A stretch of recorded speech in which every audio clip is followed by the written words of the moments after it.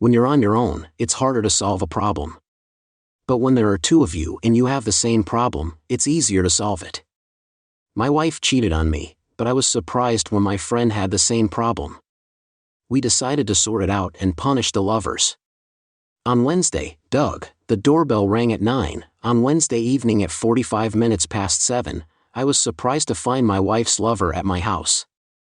I opened the door to find a man and a woman in fairly ordinary business attire, albeit slightly outdated and showing signs of wear.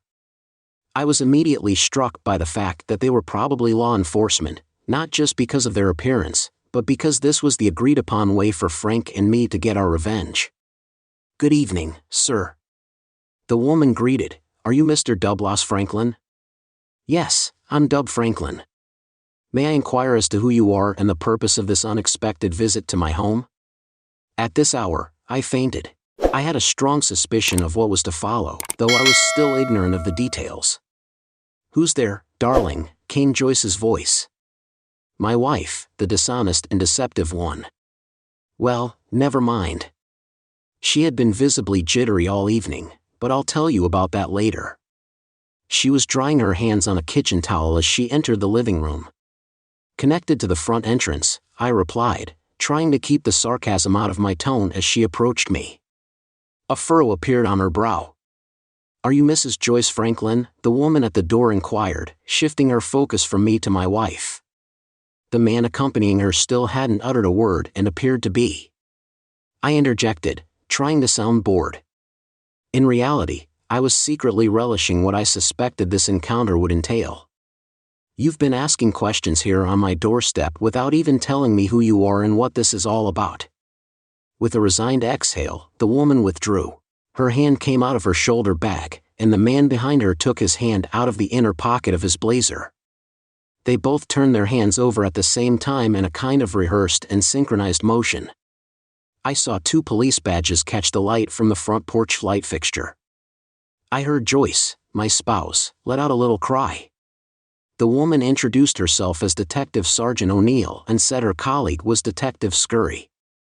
They were investigating an assault that had taken place earlier that day and wanted to ask me and Mrs. Franklin a few questions. I had practiced my expression of surprise a few times in front of the mirror over the past few days, and now I had to test to see if it passed without raising any suspicions. "Why would you assume that my wife or I have any knowledge about such an incident?" I replied with a hint of rising irritation, also rehearsed in my tone and demeanor. Glancing at Joyce, I noticed her complexion draining and her expression. She was terrified and avoided making eye contact with any of us. She seemed on the verge of hyperventilating. The male investigator interjected and detailed the assault that occurred earlier in the afternoon. The victim had significant trauma prior to undergoing surgery. He also said that Joyce Franklin was the main witness to the incident. Lots of other people at the scene backed this up. I was pretty surprised and didn't know what to say, so I just asked who the victim was. "I mean, my wife, the main witness." I paused for a moment, trying to think. The husband was genuinely surprised. I was acting like I didn't know what was going on, which made it look like I was involved in my wife's secret activities. "Mrs. Franklin, can you tell us more about your relationship with Mr. William Herard? What did you do together?" At the time of the assault in the parking lot of the Newton Motel on King Street earlier today, Detective Sergeant O'Neill asked if she could tell him what happened. She was clearly trying to shock him, and he could see that now. Joyce let out a cry and seemed about to faint. She might faint. I turned my head slowly towards my wife, looking at her with a mix of curiosity and surprise. I hoped it would be a mix of curiosity and surprise, but it quickly turned into alarm and then anger as she began to sob openly and slowly retreat from me. On Friday afternoons, the pace of work tends to ease up a bit compared to the rest of the week. The rest of the week was pretty quiet, so when my secretary Jan told me I had a call on line 1, I wasn't particularly busy. I answered, "This is Deputy Gibson from the Cherokee County Sheriff's Office. Could I arrange to speak with you for a few moments this afternoon or evening?" "Deputy Gibson, I'm curious, could you elaborate on the purpose of your request?" I realized that Doug must have already followed through on his end of the deal for me to receive such a call. I'd prefer to discuss it in person. Mr. Simmons, would it be possible for me to visit your residence later today or tomorrow? I'd like to have Mrs. Simmons present for this conversation as well. In fact, her presence is necessary here. I replied somewhat evasively, feeling relieved that he couldn't see the satisfied grin on my face. I'm a bit puzzled but intrigued. Yes, you're welcome to come over. Does 7 p.m. suit you? I work until 7 p.m., but my wife Cindy usually finishes work by then and we'll both be home when you arrive. It was Mr. Simmons. I'll see you then. The call ended, and I hung up. I turned my chair around, stood up, and took a deep breath. I looked out of my office window and thought, everything will be revealed tonight. I'm used to this, but then it struck me that I needed to follow through with my plan completely. I had to call home to warn Sybil about the impending visit from a sheriff's deputy, or else I thought she might suspect I was setting her up. The house phone rang a few times before going to voicemail, which seemed odd since Syl was expected to be home by this time in the afternoon. Maybe she was just busy in the bathroom. I tried calling again 5 minutes later with the same result. After waiting another 10 minutes, I left a message telling her I'd be home around 6. I also mentioned Deputy Gibson's call and said I didn't know anything about the visit. I ended the call, and I couldn't help but grin to myself. I sounded like a clueless husband, but I think I delivered the message with just the right hint of concern in my voice. On Wednesday, I had let off some steam by ranting and yelling at my frightened and tearful wife to make sure I didn't go too far. I made sure to express my emotions fully while Detectives O'Neill and Scurry were around, as they were protecting Joyce and were witnesses to my behavior. Once I'd finished venting and had calmed down, I provided the detectives with all the information I could. I then left the front room and went upstairs, having already decided what I needed to pack. I gathered clothes and toiletries without any fuss, then made a dramatic exit, stopping at the stairs with my suitcase and backpack containing my laptop. Meanwhile, Joyce was still sobbing on the sofa in the front room. The two detectives helped me piece together what had happened. It turned out that my wife had been to the Newton Motel twice in her life. She went there to have sex with a man named Bill Vardo. But the story didn't end there. As she was leaving the motel room earlier today, she heard a noise behind her. She turned around and saw a hooded figure with a baseball bat. It was a surprise because she was facing her car. The figure seemed to be waiting for her. Joyce watched the scene unfold for several minutes, unnoticed by the hooded figure, who attacked Tardo mercilessly, inflicting severe injuries to his ribs, arms, legs, and genitals. Interestingly, the robber didn't try to rob him. Instead, he looked at Joyce, holding the bat on his shoulder, and then shook his head. Joyce was overcome with horror and froze in place. After the attacker disappeared into a nearby convenience store, Joyce was left speechless. Passers-by began to notice Gerardo's injuries, with some rushing to help and others filming the scene on their cell phones. Gradually, people also noticed Joyce, who was with Gerard. Several phones captured her image, according to eyewitnesses, who said she had finally managed to break free. She was free from the grip of her fear and had turned in panic to reach her Corolla. It took considerable effort to insert the key into the lock before she could unlock and open the door. Then she hurriedly scrambled inside to start the car. Once the engine finally roared to life, she sped away from the parking lot with a few onlookers capturing images of her car, including her license plate. O'Neill and Scurry said that Mr. Gerard had slipped in and out of consciousness during his ambulance ride to the hospital. He was only awake briefly in the emergency room of the regional hospital, where he answered a couple of police questions and mentioned Joyce Franklin's name before being rushed into surgery. I really need to know what you were doing with Mr. Gerard. Detective O'Neill looked really upset as she looked at my wife. She seemed to falter, and then she said, "Doug, I'm so sorry." She looked away, and tears were streaming down her face. I started screaming for an explanation when she finally admitted that she'd met Gerard at the hotel and had been in contact with him after that. I was too angry to hear her explanation, but it wasn't what you think. She said, "Yeah, I thought," and went on to explain how she'd fallen back into old habits. I decided to put on. I went upstairs and packed my bags, leaving the house we'd lived in for the past 4 years. After a year of cohabitation, we'd had 3 seemingly blissful years of marriage. I couldn't help but reminisce.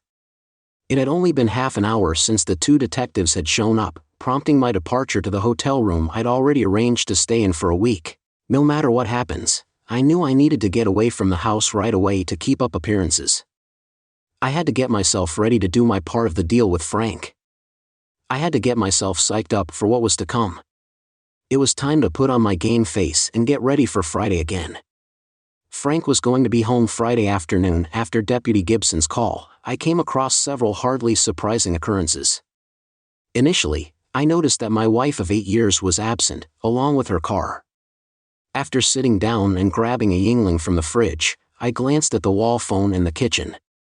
I saw the blinking light indicating a voicemail message I had missed. Walking through the den, I sensed something. I saw that it was a message, but I was too angry to think about it. When I got to our bedroom, I sat on the bed to take off my shoes and my shirt. I was aiming it at the hamper, but I missed it completely as I took off my pants and went to hang them in the closet. I saw that Cil's clothes were gone. I let out a sigh and went back to the bedroom. When I opened the dresser, I noticed that all her underwear and personal belongings were gone as well. I just got back downstairs, dressed in slacks, a polo shirt, moccasins, and no socks. I finally grasped why the den seemed different. Several of Cil's knickknacks, pictures, and other items were missing. Oh well, I suppose one might expect me to feel sad after all. We'd spent a quarter of our lives with her, but I was still too angry at the moment.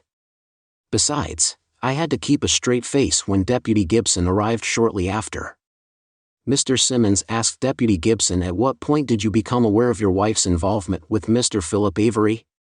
"My wife involved with Avery?" I was confused and surprised. "Are you suggesting my wife is having an affair with Avery?" I took a deep breath, closed my eyes, and tried to look calm, even though I was laughing inside. "I had no idea my wife was having an affair," I said. I opened my eyes and rubbed them with my right hand, which I'd just cleaned with my forefinger and thumb. My eyes were coated in Tabasco sauce and my eyes were red with tears as I answered the door. "This is Paramore." "Is this Avery?" He nodded slightly. "She was there, but she'd already left by the time I got home. She took all her stuff with her. I suppose she's gone. That's the only thing I can think of." It was time to switch gears and play the part of the AG's grieving husband for the deputy's benefit. It was time to. I was really angry. When did the sheriff's office start looking into the affairs of promiscuous wives who betray their devoted and unsuspecting husbands while those husbands work hard to support them? I stood up and paced around, gesturing dramatically. I shot the deputy a fierce look, but he seemed totally unperturbed, like he'd been in such situations many times before and wasn't fazed. He seemed a bit bored. "Mr. Simmons, we don't look into cases of adultery or what you call Dianes. We do look into cases where a Diana might lead to serious crimes like assault and battery, or even attempted murder." He said this calmly, but he was looking at me, assessing my reaction. I looked at him closely once more, my expression matching Captain Renault's famous line from Casablanca. I was silent for a moment, then muttered, "I'm shocked to find that gambling is going on in here. I'm utterly astonished to discover that my wife has been unfaithful. But do you honestly believe she would harm her lover, attempt to murder him?" I asked, fully aware of the absurdity of my question. Deputy Gibson almost grinned as he drawled, "No, I don't think she's done anything like that. What I'm investigating is who else might have had a motive to commit such an act." He fixed me with a piercing gaze, as if he was trying to get to the truth. "I'm not violent, so can you tell me when this alleged assault took place?" Deputy Gibson took about 10 seconds to think about my reaction and how much information to give me, while also considering whether I was involved. "It happened in a motel car park on Longtree Road around 8, last night. It seems the motel has a bar connected to it. The victim, Mr. Philip Avery, was a regular patron, often meeting with Mrs. Simmons." Deputy Gibson shared this without any visible sadness. He then said yesterday evening that Mr. Avery had only consumed 2 drinks with your wife. I might add that they both appeared unsettled, according to the bartender. After finishing the drinks, Mr. Avery went to his car in the parking lot shortly after your wife left. There was an eyewitness in the parking lot. He said he saw a guy in a black ski mask with what looked like a baseball bat attacking Mr. Avery. He hit him in the upper back, then while he was on the ground, the guy in the mask kept hitting him. He avoided hitting his head but focused on his groin area. Deputy Gibson paused, as if he was waiting for me to react. I was shocked, indignant, or maybe even culpable. The fact that certain body parts were targeted suggests a vengeful act, which is typically associated with a cuckold husband seeking retribution against his wife's lover. I found myself unable to control my reaction when the word cuckold was mentioned. It caused me to flinch involuntarily. However, aside from that, I managed to maintain a facade of innocence and disbelief regarding my situation. Deputy, I began after a moment. I'm still trying to come to terms with everything, so please forgive me if I seem a bit tense right now, given my wife's departure and the learning I've had to do. I trailed off, unable to finish my sentence. The deputy nodded, feigning sympathy, but there was a hint of expectation in his expression, as if he was silently urging me to continue and perhaps admit to something. I can assure you that I had no involvement in the incident you described last night. I said with a sigh. Aside from the connection you mentioned regarding my wife's knowledge of and relationship with this individual, Avery, last night, I was in my office with my office manager, Janet Barkley, finalizing our business tax filings until nearly 10 p.m. You can contact her to confirm where I was during the time frame you mentioned. Deputy Gibson simply nodded and said, yes, I spoke to her right after you left your office this afternoon and before coming here. She has already provided your alibi. I had to feign anger to conceal any further information. What do you mean you already talked to her? Then why all the questioning and insinuations that I might be involved? Hey, calm down, Mr. Simmons. Gibson said, stepping back in. He made sure he could react if necessary. We have to look at all the possibilities in these cases. You have to understand that in similar cases in the past, the husband is often the main suspect until they prove otherwise. Now that you know where I was during the assault, I asked, still sounding angry but trying to stay calm. I suggested we look at other ways of investigating and leave it at that for now. He said, still trying to unsettle me. Well, I had to fake it. If you have any further suspicions and want to ask about them, you can do so through my lawyer. Mr. Simmons, Gibson said, calm down. He had his palms raised, as if to pacify any hurt feelings. His voice was steady. He said, I doubt it will come to that. He added, if Mrs. Simmons reaches out to you, please tell her to contact the Cherokee County Sheriff's Office and let me know about any communication with her. He handed me his business card. That was all I needed to hear. We need to talk about what happened with you and your wife. I'm sorry you had to find out about it like that.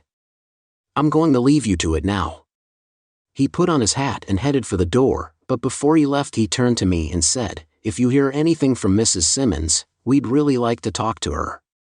I just nodded when he left, closing the door behind him. I exhaled slowly back in the dining room. This time I reached for the wild turkey instead of getting a beer in the kitchen. After taking my first sip, I silently drank to my friend and smiled.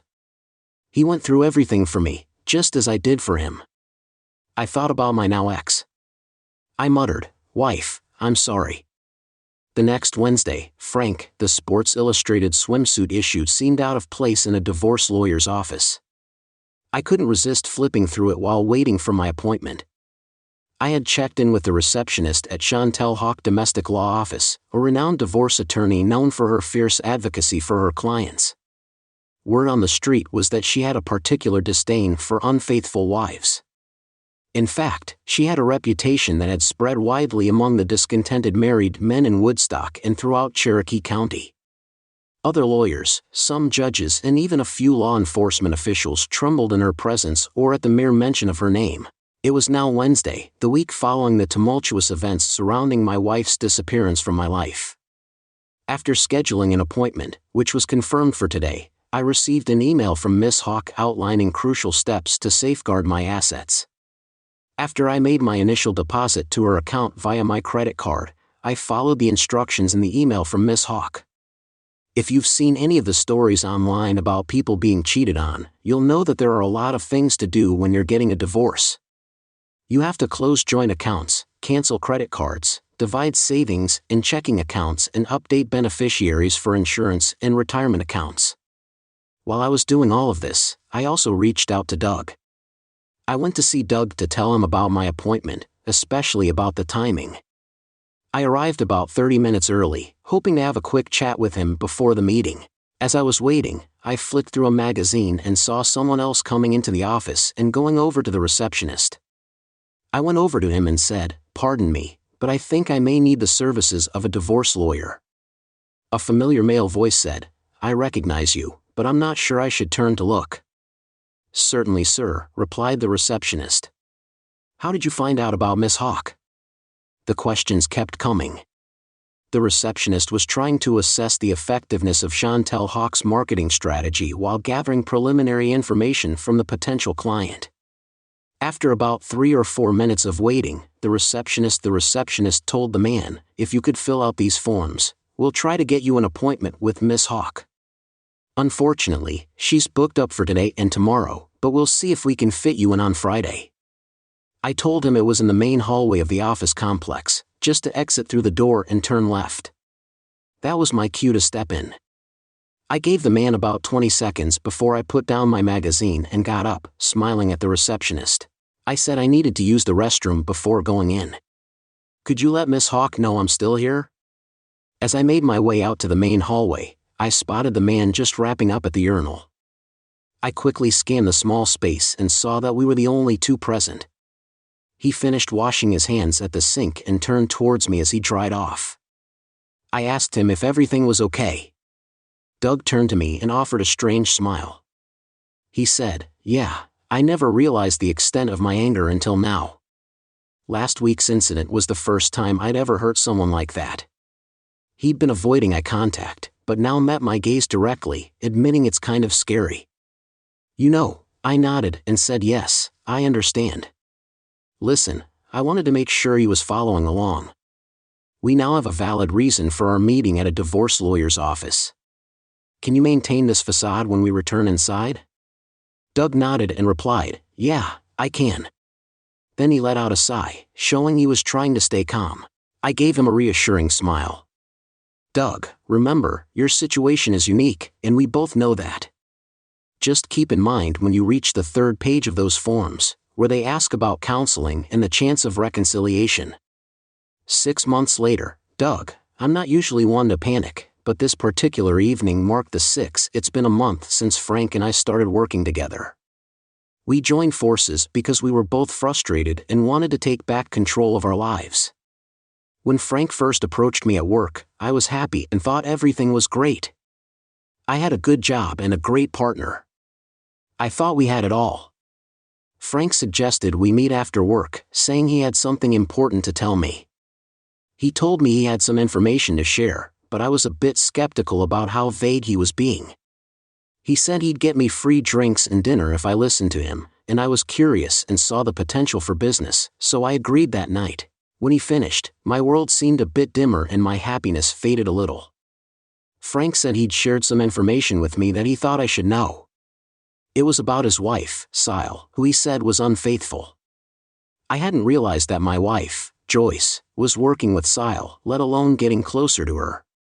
Joyce had started going to lunch with Sile, who was it seemed that recently, on days when Joyce stopped for drinks and to unwind after work, she was accompanied by Sybil. Frank's private investigator had apparently uncovered information about Joyce's activities. Joyce seemed surprised when Sile began hinting about her extramarital affairs with Frank. Although shocked, Joyce appeared somewhat excited and intrigued. Maybe if I thought about it in terms of Joyce's long-standing interest in romance novels, I'd understand that she found Syl's behavior thrillingly scandalous, even though she wouldn't engage in such behavior herself. She enjoyed hearing about Syl's escapades and promised to keep them confidential as part of their girl talk for approximately 2 weeks. The two women had been meeting up for drinks, and then one afternoon, two men came over to their table and asked if they could join them. Joyce was about to say no when Sile made room for them. She was happy to have them there. The private investigator's report said that Joyce seemed upset while Sil was enjoying herself. After Joyce left, the report said that Sil went with both men to a room in the motel next door. The next week, Joyce and Sil ended up back at the same bar after work. Bill Gerard and Phil Avery, the same two men from before, showed up a few minutes later. They approached the women, who agreed to their company, according to the report. Joyce and Sil briefly left the table to visit the restroom during their absence. Bill Gerard he took what looked like a small vial from his pocket and poured its contents into Joyce's drink, stirring it with his finger. He then exchanged words with Avery, and they shared a high five and smiles as the women returned approximately 20 minutes later. Joyce had finished her drink and was reaching for her purse, and she seemed to be a bit out of it. I tried to make sure she was okay. The two men gave Joyce a confused look in response, so they offered to help her find a place to rest and recuperate before they drove her anywhere. The private investigator's report said it was no surprise that the man had a motel room next door. Yeah, I know he drugged her the first time. Gerard, I said it was her succumbing to his. I was really annoyed that she'd been drugged and blackmailed. What really got to me was that she didn't trust me enough to tell me what was going on and ask for my help. I had to take a sip of my drink to calm down. I'm her husband, for God's sake. She should trust me enough to let me help her. If I can't protect my own wife, what kind of man am I? If she doesn't even trust me enough to confide in me. I had a moment of silence as we both stared at our drinks on the bar in front of us. So, are you still working things out despite all of that? Frank inquired. He was nursing a neat wild turkey while I was enjoying an arrogant bastard ale. Yeah, I'm still a bit upset with. I told her I'd had another sip from the big bottle, but I'll get over it soon. I've got her in for a trauma consultation. The same place also does CBT, so we've been going for 10 weeks. Doug, Sile was involved with those two guys. Maybe she was offered something she shouldn't have. Frank interjected, trying to be supportive. Yeah, we discussed that months ago. Have you heard from Sile? I inquired. Frank replied, taking another sip. It's like she's disappeared off the face of the earth. But once her money dries up, I bet I'll hear from her. Or maybe her lawyer. In the meantime, I've still got those divorce papers. I started with Chantel Hawk. Chantel says I can change the grounds for divorce from adultery to irreconcilable differences or even abandonment if she stays out of touch long enough. Either way, it doesn't bother me. Frank added, clearly still harboring resentment. Frank would never acknowledge it, and I wasn't about to be the one to point out that his level of anger hinted at lingering feelings. I'd gained some insight into such matters from our counseling sessions with his ex. I remarked with a smile that at least she'd finalized the separation paperwork, so she was legally free to decompress without worrying about adultery charges. Frank returned the grin, raising his glass towards me. He took another sip and then gazed into the distance for a moment. Frank went on, have you and Joyce resumed intimacy? I replied with a smile and a simple nod. I had no desire to delve into the details of our bedroom life. Now that everything was known, it took a couple of months before we eventually resumed our bedroom relationship. This was only after she had been in counseling with a psychologist for a while. Joyce seemed determined to make amends. She started doing things regularly that she had always refused to do, things I couldn't even dream of doing. We were both at the bar when we heard movement behind us, followed by a clearing of the throat. We both turned around at the same time to see a lady in an alluring dark green cocktail dress. It showed off a generous amount of cleavage. The amount of her ample cleavage and the fact that she was wearing a slit on one side of her dress meant that Frank and I were both left speechless. We were looking at what the British expression intimacy on legs would describe. She then said that it appeared that we were acquainted, which made me think of Sergeant O'Neill. She looked incredible. I'd never imagined a policewoman could look so good off duty. I had two urges, To keep from blurting out what Frank and I had done together and to not stare in open desire at the sight before us. Actually, it's Lieutenant O'Neill now, but that's just my professional title. When I'm out with my husband, I go by Mrs. Gibson. She explained. She was muscular and a man in a suit came over. I didn't know him, but I saw Frank suddenly tense up. "Hello, Mr. Simmons," the man said. "I see my wife has already introduced herself to you. I'm Jeff Gibson." I arched my eyebrows a little, but I kept quiet. I handled Mr. Franklin's case with his wife for the Woodst PD around the same time. Lieutenant O'Neill spoke up, or should I say Mrs. Deputy Gibson. She seemed a little amused, as her eyes shifted between Frank and me. I made a conscious effort to keep a neutral expression as Doug and I crossed paths at my divorce lawyer's office. Frank interjected after realizing our wives were acquainted and had some history with the men involved in those incidents. "We stay in touch now and then to commiserate, except." I butted in to steer the conversation away from prolonging the matter. Frank's wife simply vanished. Meanwhile, my wife and I are working to reconcile and move forward. Lieutenant O'Neill gave me a tight smile and remarked, "Good to know you and your wife are making efforts to reconcile, Mr. Franklin. The investigation into Mr. Gerard's assault is still ongoing." She paused, waiting for my reaction. I just looked at her and took a sip of my beer as she continued. "He's still undergoing rehabilitation for his leg, but it looks like he'll have a permanent limp. Fortunately, his arm is recovering well." She added that it was useful to have a handgun. I wasn't particularly worried about Gerard's recovery, but I nodded anyway. His wife Amy divorced him and took their kids and a lot of his money.